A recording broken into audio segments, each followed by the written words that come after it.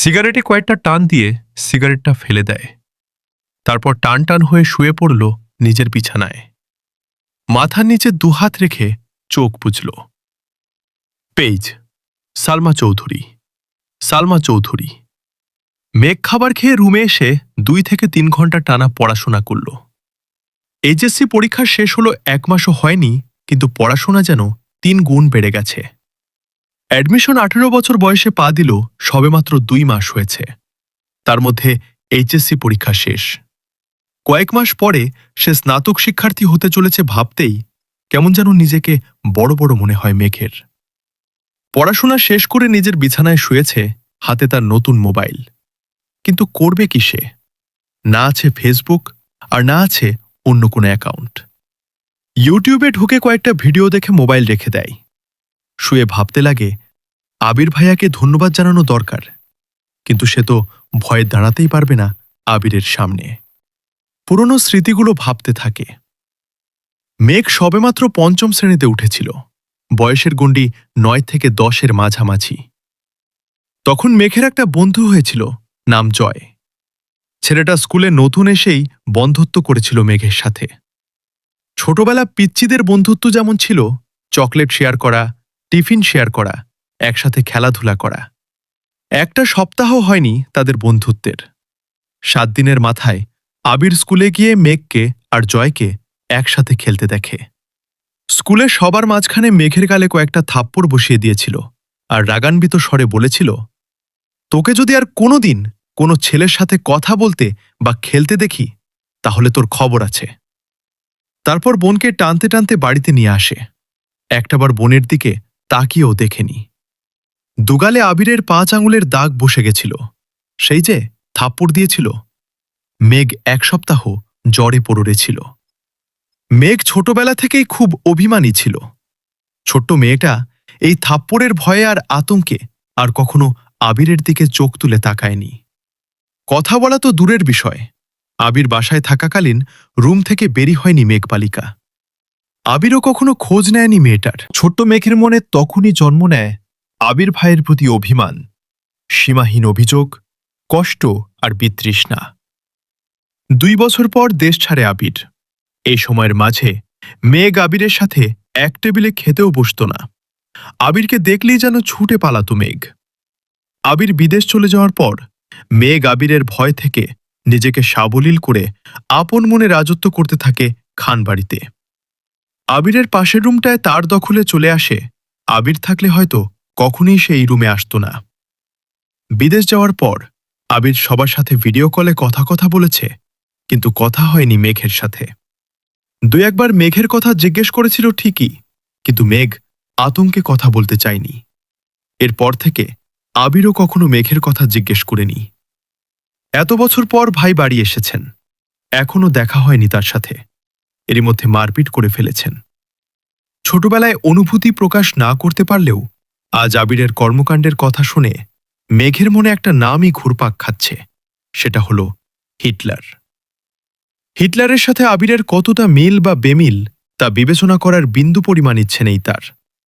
মাথায় একটা চিন্তায় ঘুরছে ধন্যবাদ জানানো উচিত, কিন্তু সে কি আদৌ কথা বলতে পারবে হিটলারের সাথে? এসব ভাবতে ভাবতে ঘুমিয়ে পড়ল সে পেজ। সালমা চৌধুরী। সালমা চৌধুরী ভোরবেলা থেকেই বাড়িতে রান্নার ধুম পড়ে যায়। 3 ভাই সকাল সকাল খেয়ে অফিসে চলে যায়।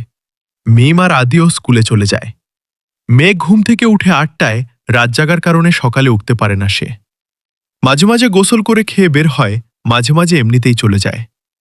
10 থেকে 2টা পর্যন্ত বাহিরে কোচিং, তারপর টিউশন শেষ করে বাড়ি ফিরে ফ্রেশ হয়ে খেয়ে একটু ঘুমাই। বিকালে একটু হই হুল্লোড় করে তারপর পড়াশোনা করে। এই তার বর্তমান জীবন। আজও তার ব্যতিক্রম হল না।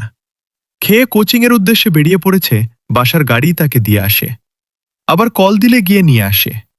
ঠিক 12টায় ঘর থেকে বের হয়। আবির ধীরগতিতে নিচে আসে। চিন্তিত মুখ দেখে মা মালিহা খান ভীত স্বরে ছেলেকে জিজ্ঞেস করেন, কিছু হয়েছে তোর বাবা? আবির মুখের ভারী ভাব বজায় রেখে উত্তর দিলেন, কিছু হয়নি, খেতে দাও। ছোটবেলার চঞ্চলতার ছিটে ফোঁটাও নেই ছেলেটার মধ্যে। এটা ভেবেই বারবার হতাশ হচ্ছেন মালিহা খান। হঠাৎ চোখ পড়ে ছেলের হাতে ব্যাতে ব্যান্ডেজের দিকে। হাতটাও ফুলে গেছে অনেকটা। আবির খাবার খাচ্ছে আর তার মা শান্ত স্বরে ছেলেকে বুঝাচ্ছেন, এটা করো না, সেটা করো না।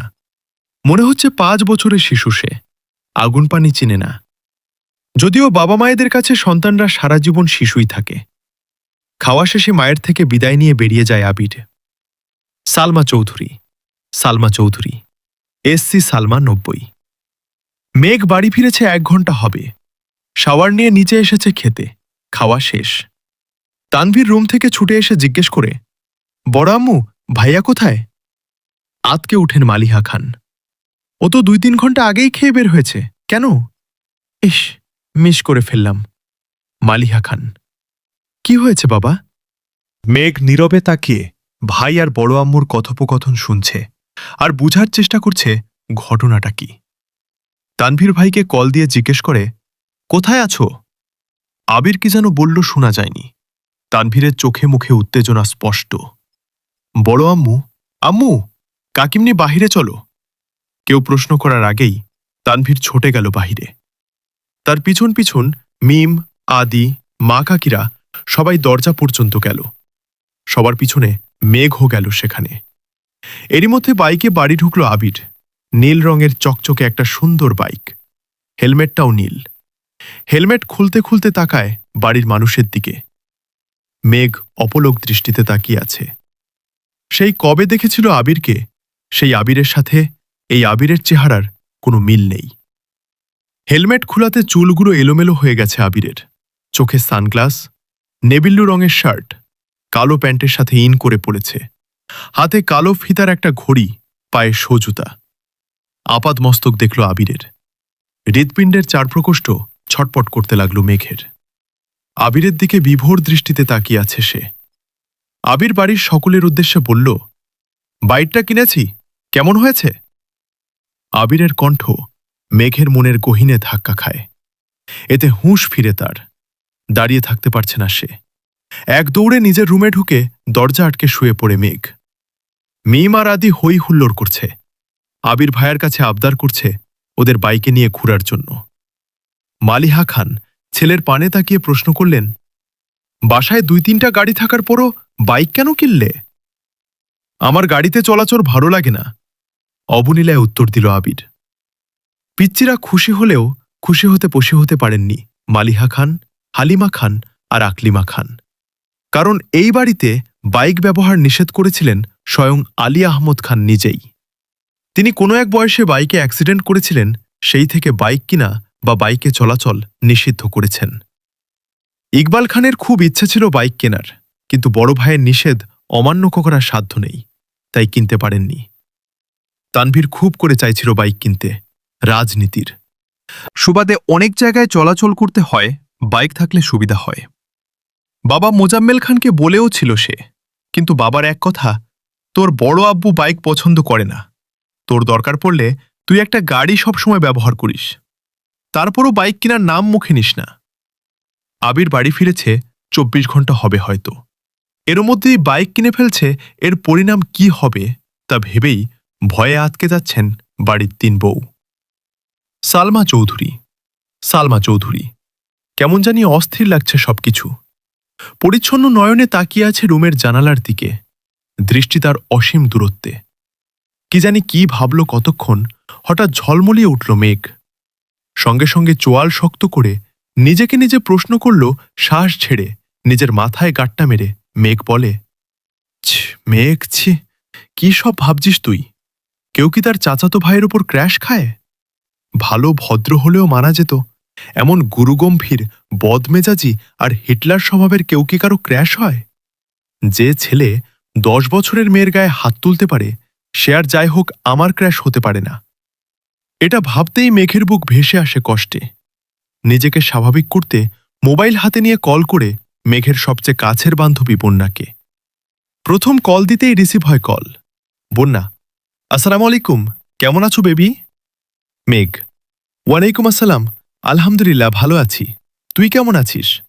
বন্যা, হঠাৎ আমায় স্মরণ করার কোনো স্পেশাল কারণ আছে? তোর তো আবার ভাঙা ফোন ঠাসঠুস বন্ধ হয়ে যাবে। মেঘ রাগান্বিত স্বরে এক প্রকার হুঙ্কার দিয়ে বলে, তুই আজ কোচিংয়ে আসিসনি কেন? কি যে একটা জিনিস মিস করছিস। বন্যা, কি মিস করেছি বলে ফেলো। বান্ধবী মেঘ, এখন বললে কি আর সেই ফিলটা পাবি নাকি? আজব। বন্যা, আরে বেবি বলো তুমি। কাল শুক্রবার কোচিং বন্ধ, আবার দেখা হবে রবিবারে। ততদিন সহ্য হবে না, বলে ফেলো প্লিজ। মেঘ, আবার হাতে এখন আইফোন 13 প্রো ম্যাক্স।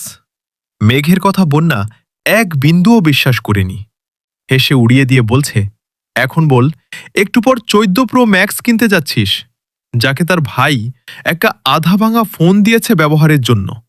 দিনে 100 বার বন্ধ হয়ে যায়, তার হাতে নাকি আইফোন। তুই কি ঘুম থেকে স্বপ্ন দেখে উকিয়ে নাকি? মেঘের উৎফুল্ল মেজাজ আচমকাই বিগড়ে গেল। অভিমানী স্বরে বলল, কাল আবির ভাই আসছেন বিদেশ থেকে, উনি নিয়ে আসছেন আমার জন্য। বন্যা, তাই বলো। না হয় তোর যে ভাই, সে তোকে এই জীবনে ফোন কিনে দিত না।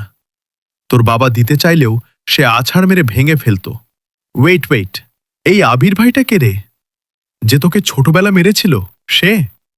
মেঘ মুখ কালো করে উত্তর দিল, হ্যাঁ, আমার চাচাতো ভাই। বন্যা, তা তোর প্রতি এত মায়া হলো কিভাবে ওনার? মেঘ, জানি না, শোন তোকে কি বলি। বন্যা, হ্যাঁ বল।